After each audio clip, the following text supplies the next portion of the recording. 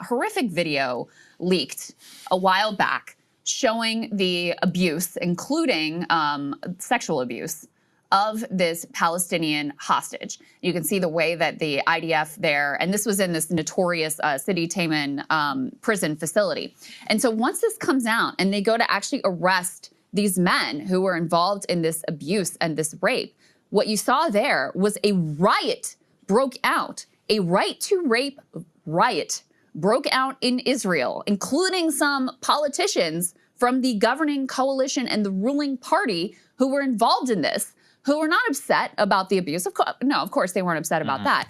They were upset that there might be any sort of charges and accountability, even some like sort of bogus sham investigation, which is what it has totally turned out to be. They were horrified that there would be any recriminations against anyone that was involved with the literal sexual abuse of a Palestinian prisoner that they were holding there. By the way, this was not a one-off. This was not a one-off. We've seen numerous reports from international organizations, testimony from people who have come out of this facility in particular, but others as well. We've seen New York Times reporting about the systematic rape and sexual abuse of Palestinians being held by the IDF. So what happened here, apparently, is, you know, if you want to avoid getting the ICC involved as a country, you have to show that you are taking seriously the allegations against your own people, any sort of like war crime allegations against your own people. So Israel will occasionally do these like sham investigations effectively to try to keep their image of, oh no, we're we're democracy in the Middle East. Anything that goes wrong, we have accountability, et cetera, et cetera. So this was so bad that the video was leaked and they did this sham investigation. By the way, all of these guys continue to be free, et cetera. Okay. So what has happened since then? Let's put D3 up on the screen next to give you the backstory here. So it has been revealed who it was, this IDF legal chief, who ended up leaking the video.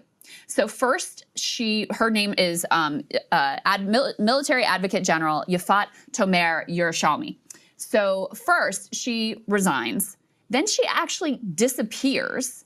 And they found what appeared to be a potential suicide note in her car because there is this mass backlash in Israeli society, not again over the abuse of these prisoners, but of the fact that she leaked this video so that the world could see what was actually going on.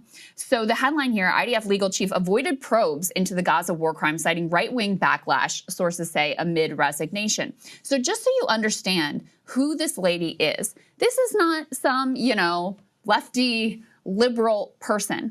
This is someone who avoided in significant instances, including the strike on the World Central Kitchen workers, including on multiple hospital strikes that killed civilians, including reporters. This is someone who buried all of that and refused to investigate all of those things. Why? Because she was worried about right-wing backlash. So now that we have the information that she was the one who leaked this video, they are calling for her head. And I mean literally all the way up to Prime Minister Benjamin Netanyahu himself. Let's go ahead and show D2.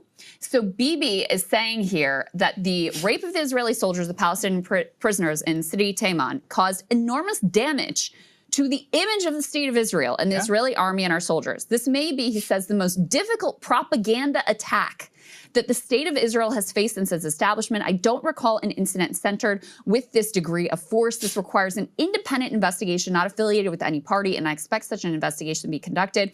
And then at bottom, you see the image of the rapist. This is them publishing a photo boasting while masked after a press conference so as not to be identified and prosecuted judicially abroad.